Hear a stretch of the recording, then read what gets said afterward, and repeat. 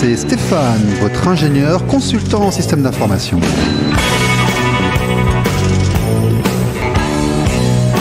Bonjour, c'est RLP Business. Bonjour et bienvenue sur RLP Business. RLP Business, l'émission sur l'activité économique, l'entreprise en Périgord et ailleurs. Un nouveau direct depuis nos studios de Coulommiers-Chamiers avec une journée aujourd'hui à 30 degrés. Là, ça nous changera des 12 d'hier. Les cèpes vont pousser, c'est extraordinaire. Alors aujourd'hui, nous allons parler tourisme, nous allons parler économie, nous allons parler résultats de la saison touristique. C'est important parce que la Dordogne est un département phare dans les nuitées, dans le tourisme, dans l'accueil, les métiers de bouche et autres. Et nous avons beaucoup d'indépendants, de familles, de structures qui dépendent de cette activité. On a entendu tout et n'importe quoi durant l'été. Je voulais savoir, je suis donc allé voir la personne à qui il fallait demander. Christophe Gravier, bonjour. Bonjour. Alors, Christophe Gravier est directeur du comité départemental de tourisme de la Dordogne, le CDDT pour les spécialistes, depuis 13 ans. Le CDDT qui est en charge pour les divers organismes publics de rassembler les diverses statistiques et les indicateurs économiques de notre département. C'est bien cela ? Absolument. C'est une des missions, effectivement, dans le cadre du pôle ingénierie. On est le bras armé du département, donc pour la promotion de la Dordogne en France et à l'international. Et bien sûr, on produit pour le compte du département de la Dordogne un tableau de bord économique qui permet aux élus des communautés de communes, des agglomérations, mais aussi aux chefs d'entreprise, aux porteurs de projets de pouvoir disposer de l'ensemble des indicateurs économiques de la saison, et ce depuis maintenant plus d'une dizaine d'années. Alors, cet été, on a vu passer sur Internet, il y a eu un vent de panique disant « ça y est, nous allons tous mourir, ils ne sont pas venus ». On voyait des plages désertes. Quand on allait au restaurant à Sarlat, ils étaient crispés, ils nous disaient « mon Dieu, ça n'a pas démarré » et autres. Alors, quelle est la réalité, Monsieur Gravier ? Le tourisme en Périgord, cet été, ça a marché, il y a eu du chiffre, ils sont venus, on va pouvoir tenir. Dites-nous tout. Alors, ce qui est intéressant justement dans le fait d'avoir un observatoire, c'est que sans se focaliser sur l'année concernée, on a une vision globale sur plusieurs années. Donc, on voit les tendances, les commentaires que je vous ferai, effectivement, je comparais effectivement les résultats de la saison 2025 à celle de 2019, avant Covid.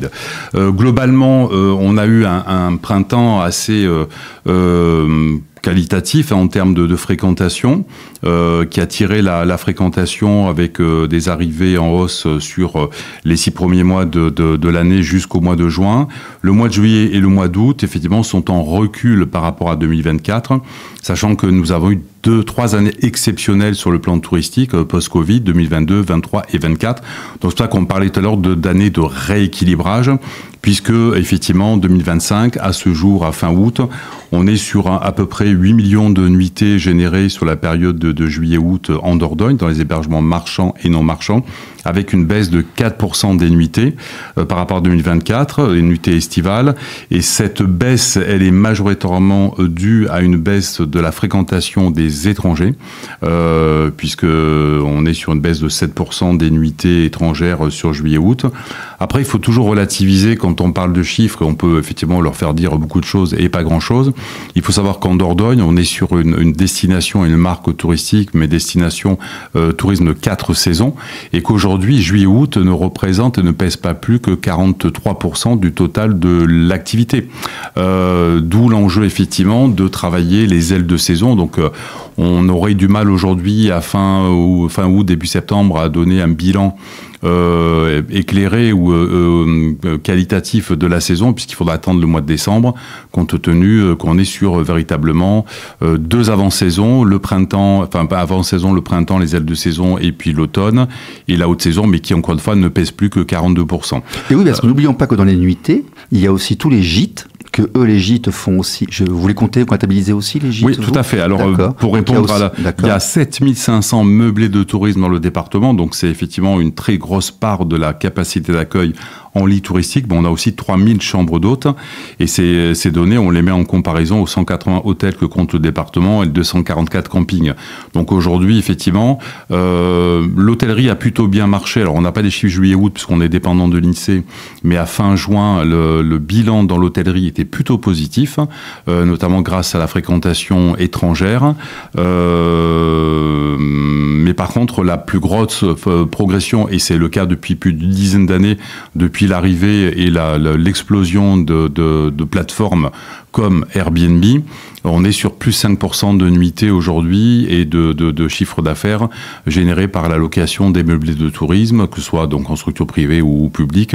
Alors, sachant que Airbnb, la conversation des meublés donc, dont on vient de parler, ça représente plus de 160 millions d'euros de chiffre d'affaires pour le département de la Dordogne, simplement par le biais de cette plateforme que je viens de noter. Donc l'enjeu aujourd'hui, effectivement, c'est d'analyser l'évolution effectivement des modes de consommation, hôtellerie de plein air, meublé tourisme, chambre d'hôtes, en lien avec l'évolution des attentes de la clientèle. Et c'est aussi un des enjeux de l'Observatoire d'apporter des éléments d'expertise, d'analyse, d'évolution, des comportements, des attentes de la clientèle pour aider les opérateurs à s'adapter à ces évolutions dans un mode hyper concurrentiel où effectivement, même si on a le plus beau département du monde, l'offre la plus exceptionnelle, on a des concurrents qui sont de sérieux concurrents. D'accord. Donc, moins 4%, ce n'est pas un désastre du tout. Non, pas du tout. Surtout que, généralement, nous avons des arrière-saisons de qualité, ici en Dordogne, avec, voilà. Par contre, la petite surprise, vous m'indiquiez, c'était que il y a eu un petit peu moins d'étrangers. Alors, c'est vrai qu'on va passer beaucoup d'anglais, beaucoup de hollandais. Ah, anglais. Des séquelles du Brexit, peut-être Alors, non. En fait, dans l'analyse du top 5 des marchés étrangers, alors effectivement, en volume de nuitées, c'est les Pays-Bas, c'est 840 000 nuitées à l'échelle départementale.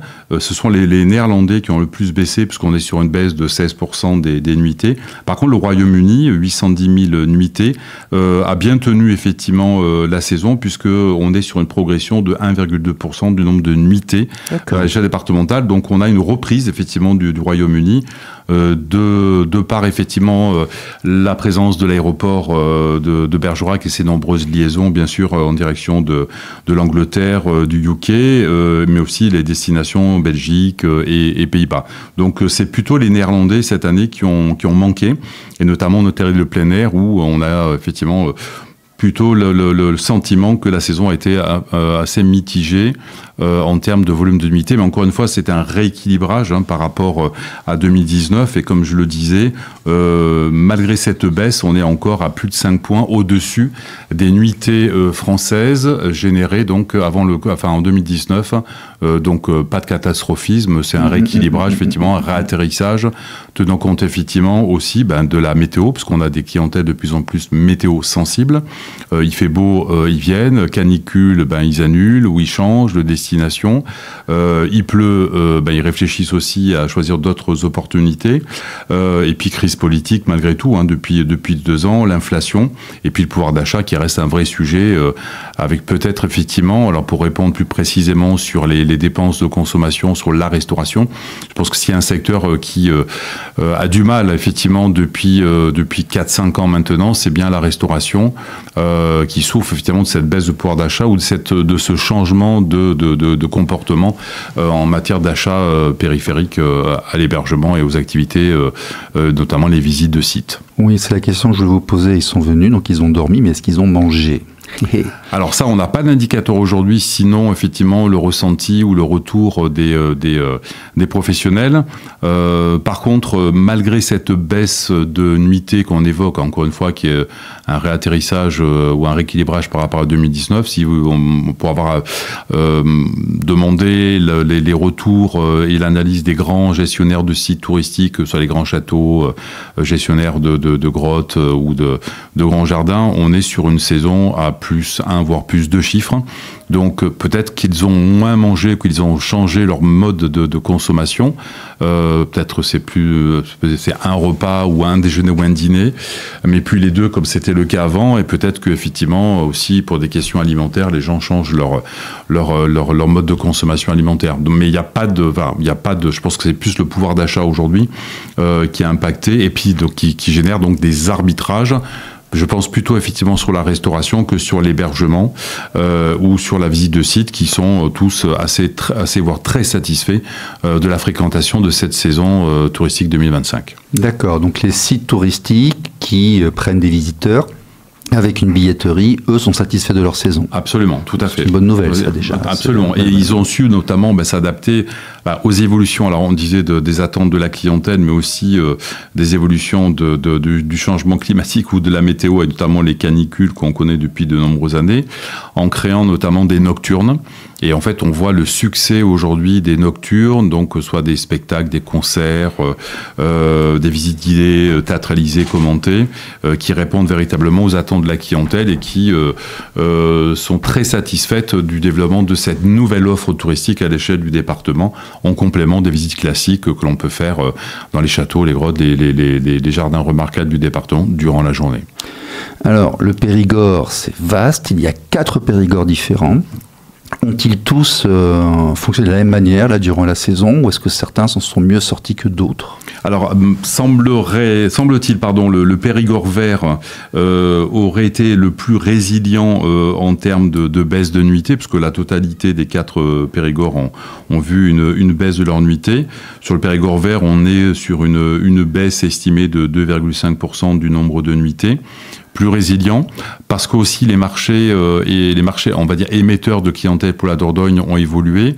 Depuis la fin de la Covid,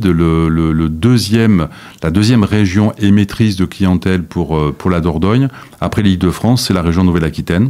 Et donc, le Périgord vert et une partie du Périgord blanc ont effectivement cette chance d'être assez proche, effectivement, de la Gironde, d'un grand bassin émetteur de clientèle, notamment pour les week-ends ou pour les courts séjours ou pour les excursionnistes à la journée. C'est le Périgord vert qui s'en est le mieux tiré, semble-t-il.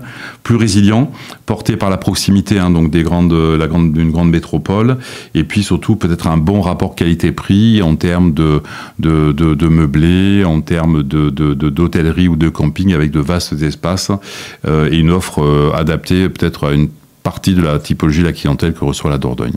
D'accord. Sarlat, par contre, a un peu plus souffert, j'ai cru comprendre. Alors, Sarlat, plus sur la clientèle française, mais c'est la commune qui a le mieux résisté en termes de nuitées étrangères, parce que c'est sur le Sarlat que la baisse des nuitées étrangères est la plus faible, ce qui est une particularité, puisque sinon, à l'échelle effectivement du Périgord noir... Ce sont des habitués. Des habitués. Je pense que ce sont des gens qui viennent régulièrement, et Sarlat, vraiment, il y a quelque chose qui se passe là-bas. C'est un aimant, c'est une locomotive. C'est un micro-phénomène, c'est un exactement, micro-climat là-bas, bien sûr. Oui. Dont on a besoin effectivement à l'international en termes de promotion. Mais la baisse, voilà, c'est surtout... On va à Sarlat, c'est pro, les marchés nocturnes, les activités, les commerces de qualité. Enfin, franchement, ils ont mis en place quelque chose là-bas qui est magnifique. C'est une filière structurée, organisée, avec de vrais professionnels, et puis des commerçants aussi, effectivement, et des professionnels qui sont acquis à la cause et au poids que pèse effectivement le tourisme sur le Périgord noir, comme en Dordogne notamment, quoi. D'accord. Alors, j'ai des amis qui sont allés à Sarlat au camping et autres, et ils m'ont dit cette année, dis donc, c'est cher.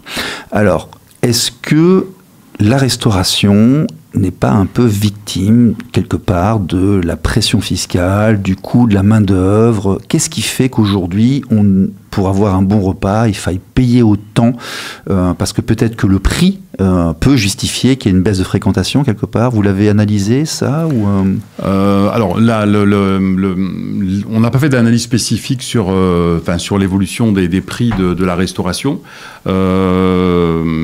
Par contre, on sait que post-Covid, et depuis la fin du Covid, effectivement, en moyenne, notamment dans les meublés de tourisme, on a eu une explosion, une très forte progression des prix des meublés de location. On l'a ressenti aussi en hôtellerie de plein air. Donc oui, l'augmentation du prix moyen de l'hébergement en Périgord noir, elle est réelle. et elle impacte aussi effectivement indirectement le choix de la destination. Et le chiffre, et le chiffre d'affaires.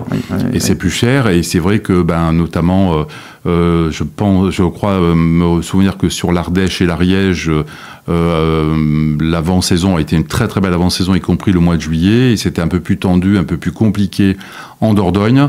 Donc il y a une vraie analyse, et ça on tire la sonnette d'alarme. Enfin, Sylvie Chevalier, la présidente du comité départemental, qui est élue et vice-présidente au conseil départemental, tire la sonnette d'alarme depuis un certain nombre de temps en disant attention, même si nous avons une destination exceptionnelle et des prestations exceptionnelles, il y a une concurrence et on ne peut pas augmenter les prix infiniment, ou alors il faut les justifier par une augmentation de la qualité de la prestation, de la qualité de l'offre, et ça c'est pas toujours effectivement une réalité constatée, notamment dans des grandes villes qui sont très attractives sur le plan touristique. Oui, mais il faut savoir proposer une omelette au cèpe, par exemple, à un prix raisonnable. Elle n'est pas Absolument. à 25 €, si Absolument. vous voulez. Tout à fait. Tout à fait. D'accord. Bon, écoutez, donc la saison pleine en tant que telle, finalement, on est au niveau avant Covid. Absolument. Même au-dessus encore d'avant le Covid, on a plus 5% de nuitées, période donc égale par rapport à la période de 2019. Donc rien de dramatique à ce stade. Et attendons encore une fois les vacances, effectivement. Enfin, déjà le mois de septembre, qui est une période assez propice, notamment pour le retour des Américains, des clientèles éloignées. Les retraités, les Hollandais, les personnes qui n'ont pas d'enfants. La saison chez nous va jusqu'à fin octobre. Jusqu'à fin octobre, absolument. Et en fait, on dit aujourd'hui, parce que c'est un de nos nouveaux métiers, nous sommes organisateurs d'événements. Donc nous organisons Château en Fête au printemps et Bastide en Fête, donc pour la 2e année. En fait, on ouvre la saison touristique désormais depuis 5 ans avec Château en Fête, qui a lieu fin avril, début mai, pour lancer la saison touristique. On clôture la saison touristique fin octobre avec Bastide en Fête, et on dira les grandes leçons de cette saison avec des indicateurs factuels à la fin effectivement du mois d'octobre, même si après se lance la période des marchés au gras, des marchés aux truffes, et c'est encore une nouvelle opportunité d'aller chercher des clientèles internationales, des clientèles de proximité. Donc voilà, il y a du tourisme toute l'année, c'est la force de la Dordogne. Donc on fera un bilan, si vous voulez bien, début janvier, avec des éléments factuels et argumentés. Mais nous allons aller sur le CDTD. Nous sommes en milieu d'émission, nous allons aller sur le CDTD. J'ai une dernière petite question par rapport au contexte, à la conjoncture, à ce qui se passe actuellement. Comment on s'en sort par rapport aux autres ? Est-ce que les autres ont les mêmes... Est-ce que vous avez les résultats des autres départements, des concurrents ? Nous, on a une petite baisse de 4%, on est mieux qu'avant le Covid, en fait. Donc, finalement, en fait, ça va, tout va bien. Mais comment on s'en sort par rapport aux autres départements touristiques français, notamment ceux qui sont à l'océan ou Méditerranée ? Alors, hormis, effectivement, l'Île-de-France, qui a bénéficié de la forte communication et de l'impact des Jeux Olympiques, notamment... Encore un an plus tard ? Encore un an plus tard. Le reste, effectivement, des territoires, globalement, est en baisse. Alors, effectivement, on a des variations, moins 2, moins 4, moins 5, mais toujours à la baisse. Donc, globalement, on n'est pas différent en termes de baisse de nuitée des autres territoires. La seule indication peut-être complémentaire intéressante qu'on pourrait donner, c'est qu'il semblerait, même à l'échelle du département de la Dordogne, que ce soit les grosses villes ou les gros villages qui est le plus baissé en termes de nuitée, alors qu'effectivement, de l'espace rural, la campagne a moins baissé en proportion de ce que les nuitées ont baissé sur les centres-villes, les grosses villes du département, notamment les villes les plus attractives, quoi. D'accord, donc en fait, conclusion cette année, ça va pas trop mal, mais on peut pas dire qu'on s'en sort mieux que les autres. Il y a une petite baisse nationale qui est générale. Elle est généralisée, tout à fait. Elle est généralisée, et grosso modo, tout le monde est au même tarif. Absolument. Et par contre, on peut remarquer un attrait des gens pour la tranquillité et le rural, et ne pas aller se mettre dans des centres trop urbains. Tout à fait, absolument. Avec effectivement des attentes de plus en plus fortes, effectivement, sur des territoires préservés authentiques. Oui, du bio, de l'artisanat, du local. Du slow tourisme, du bas carbone. Après, la complexité qu'il y a, effectivement, là, c'est des enjeux liés aux infrastructures, comme notamment la Flo Vélo, entre autres, qui est portée par les communautés de communes, le département et la région. C'est de pouvoir effectivement proposer des itinéraires, des infrastructures pour permettre la pratique de ces nouvelles activités en pleine explosion que sont notamment le vélo. Et puis après tout ce qui est tourisme bas carbone avec effectivement l'accessibilité de la Dordogne en train, en TER, avec vélo et de pouvoir ensuite aller jusqu'au kilomètre zéro, c'est-à-dire de l'arrivée de la gare jusqu'à son point d'hébergement et après commencer une découverte du département en itinérance douce. Donc il y a les infrastructures pour répondre aux attentes effectivement de la clientèle et puis après tout il y a toute la structuration de l'offre en termes d'itinéraire, de séjour, de restauration, d'hébergement pour être effectivement en phase avec le niveau de service qu'ont ces clientèles aujourd'hui de plus en plus exigeantes parce qu'elles ont effectivement quasiment toutes une expérience et une capacité de comparer l'offre de la Dordogne avec d'autres territoires. Mais nous avions un train à l'époque, ou un petit métro, enfin, un tramway, pas un métro, non, une espèce de truc à vapeur là, qui allait entre Périgueux et Sarlat, si je me souviens bien. Ou aux Aisies, là, il y avait quelque chose. Alors ça ne me dit rien, c'était peut-être pas encore arrivé. Non, mais c'était il y a très longtemps. C'est possible. Mais nous avons des pistes cyclables magnifiques. Absolument, des pistes cyclables, notamment la Flo Vélo, de multiples infrastructures pour la pratique du vélo, notamment sur la vallée de l'Île, avec des atouts autour notamment de la gastronomie, le caviar de Neuvic, la trappe des Chourgnacs, qu'est-ce qu'on a encore ? On a la Chanteracoise, donc on peut lier effectivement la pratique d'une activité telle que le vélo avec une découverte des filières d'excellence de la Dordogne qu'on vient de citer. Oui, il y a des lieux magnifiques qui se mettent en valeur très clairement. Alors, le CDTD, le Comité départemental de tourisme de la Dordogne. Moi, je vous ai trouvé à l'Office du tourisme. Je les ai téléphonés, ceux qui m'ont envoyé vers vous, etc. Après, j'ai fait marcher un peu l'agenda téléphonique et autres, mais qu'est-ce qu'exactement que le Comité départemental de tourisme de la Dordogne? M'expliquez, c'est une structure qui a 4 missions, vous me disiez?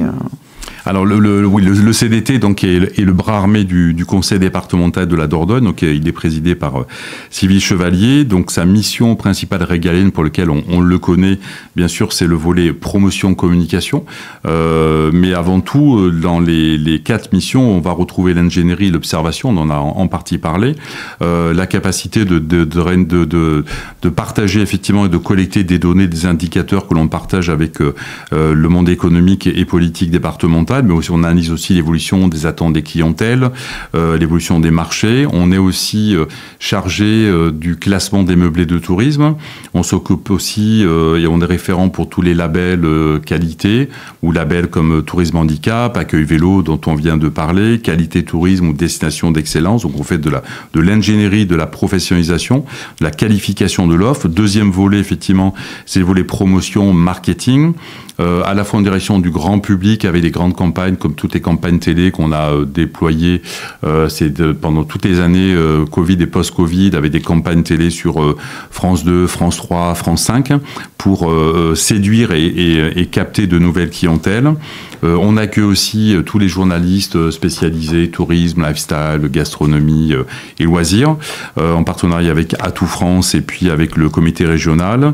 Et puis on accueille aussi des tours opérateurs, des agents de voyage dans le cadre d'un accompagnement à la commercialisation ou à la distribution de l'offre touristique de nos professionnels. L'événementiel, on l'a dit, avec Château en Fête, donc au printemps, avec une centaine de châteaux qui ouvrent leurs portes à l'occasion du lancement de la saison, Bastide en Fête, et puis on a un volet commercialisation puisqu'on est aussi agence réceptive. On organise pour des associations, des CE, des autocaristes ou des associations, des séjours, des circuits, des congrès, Assemblée Générale, etc., comme un prestataire d'activité classique qu'on appelle réceptif. Et puis on travaille aussi, on l'évoquait tout à l'heure en préambule de cette émission, sur la mise en réseau, puisque au-delà effectivement de la promotion, l'enjeu c'est la capacité à mettre en réseau des acteurs, à structurer des filières. Et donc on s'est lancé depuis 2 ans sur la création de clubs professionnels. Donc le premier s'appelle le club Signature, qui réunit une vingtaine de grands sites touristiques du département, châteaux, grottes et jardins remarquables, qu'on accompagne dans la découverte ou la professionnalisation sur tout ce qui est lié au référencement naturel, commercial sur le réseau, sur l'internet, formation aux réseaux sociaux, formation à l'intelligence artificielle qui va révolutionner leur métier et nos métiers, la commercialisation, on conduit des campagnes marketing de conversion, campagnes digitales. On a produit aussi et lancé, je vous invite à aller voir donc une web série qui s'appelle Les Joyeux noyau du Périgord, qui est donc consultable sur notre chaîne YouTube, où on raconte l'histoire de ces grands sites touristiques en mode storytelling. Donc c'est une façon de mettre en scène, de créer des récits, de magnifier la beauté de nos sites, de nos paysages, de nos grands sites, avec des interviews, parce que derrière ces sites, effectivement, il y a des humains. Et ça permet aussi d'assurer, de rassurer nos hôtes et nos visiteurs sur ce côté très authentique et la sincérité, effectivement, qu'on retrouve dans les contacts et dans l'accueil clientèle. Et le deuxième club qu'on lance demain, qui est le club Excellence, le grand voyage émotionnel, va lui mettre en réseau des hébergeurs hôteliers 4-5 étoiles, avec des représentants de toutes les grandes filières d'excellence gastronomique du département, l'IGP Foie Gras du Périgord, l'IVBD avec donc les vins de Bergerac de Duras, le château et la cave de Montbazillac, et puis toutes les filières autour du caviar, de la truffe, de la noix, de la fraise, avec un volet événementiel, puisqu'on a un partenariat avec l'Office du tourisme du Grand Périgueux, au travers notamment de l'écomusée de la truffe. Donc l'idée, voilà, c'est de créer des synergies, de développer des actions concertées avec ces opérateurs et de mutualiser des budgets pour être capable de peser en termes de communication et de conquête de clientèle sur les marchés et les marchés de niche que chaque filière travaille. D'accord. Alors, vous avez fait une brochure qui est magnifique pour les gens qui veulent analyser l'économie du département. Franchement, il y a matière. Ça me fait réaliser d'ailleurs que nous avons encore un potentiel d'expansion. Quand je regarde, parce que le Périgord noir, effectivement, fait 50-60% du chiffre d'attractivité. Le Périgord vert, est encore à développer, mais il y a plein de choses à développer, parce que l'immobilier est encore très accessible, parce qu'il y a encore des sites magnifiques. Nous avons la Venise de la Dordogne, qui est là-bas notamment. Donc, nous avons encore un potentiel de développement. Je veux dire, le tourisme, l'activité touristique de Dordogne n'est pas figée. Elle peut encore être augmentée. Et puis, ce qui est intéressant, c'est de voir aussi que, avec tous vos indicateurs économiques, vous allez faire de l'événementiel. L'événementiel, ça vous permettra aussi d'être attractif et d'attirer des gens. C'est une façon, oui, l'événementiel, c'est une façon de changer notre façon de communiquer. Encore une fois, en étant non plus sur l'image, la notoriété, mais véritablement sur des offres de séjours de circuit. L'idée, c'est de donner des bonnes raisons de venir en Dordogne, pas simplement à travers de belles images ou de belles campagnes télé, en rappelant effectivement que le tourisme en Dordogne, c'est 900 millions d'euros de consommation touristique, donc c'est de loin la première économie touristique du département. La Dordogne, c'est 19 millions de nuitées annuelles sur la base donc, des données de 2024. C'est 6 millions d'arrivées touristiques, donc c'est une véritable économie. 900 millions d'euros de chiffre d'affaires de consommation. Et cette économie touristique, elle génère, et cette fréquentation génère un peu moins de 6 millions d'euros de taxes de séjour qui sert aussi donc à financer le fonctionnement des offices, certain nombre d'infrastructures dédiées à l'amélioration de l'accueil des opérateurs. Et qui fait vivre nos Périgourdins. Et qui fait vivre les Périgourdins, absolument, puisque c'est une véritable économie avec une surreprésentation effectivement du poids économique du tourisme, notamment sur Sarlat et le Périgord noir, puisque, comme vous le disiez, 60% des lits touristiques du département sont concentrés sur le Périgord noir et que la clé d'entrée de la touristicité d'un territoire, c'est avant tout sa capacité en lits touristiques. Oui. Donc oui, il y a du potentiel. On le voit sur Château en Fête, où plus de la moitié des châteaux qui participent à Château en Fête sont des châteaux qui sont dans le Périgord vert. Et parce que aussi, en termes d'hébergement, de surface, de qualité de service, de qualité d'environnement, il y a un vrai potentiel sur le Périgord blanc et sur le Périgord vert. Donc rien n'est figé, effectivement, à condition d'être en capacité, voilà, d'arriver à structurer l'offre, à la qualifier, à la faire monter en gamme. Développer l'aéroport de Périgueux, comme on a fait ce travail sur Bergerac, et continuer à faire des micro-sites et puis une dispersion en fait de l'offre touristique. Nous ne sommes pas des grands campings d'océan, nous sommes des petits lieux dispersés en milieu rural. C'est ça que les gens veulent.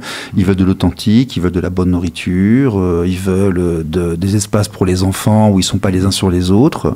Mais il y a encore tout un espace à prendre. Tout à fait, absolument. Il y a tout à réinventer, il y a tout à inventer. Et on n'est qu'au début de l'histoire.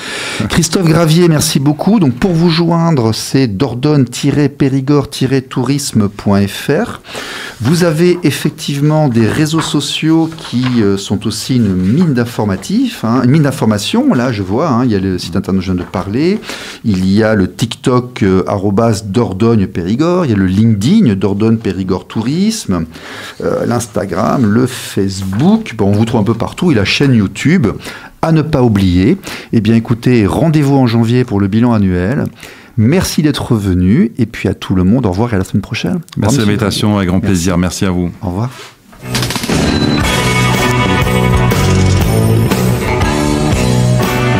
RLP Business. RLP. Radio libre en Périgord.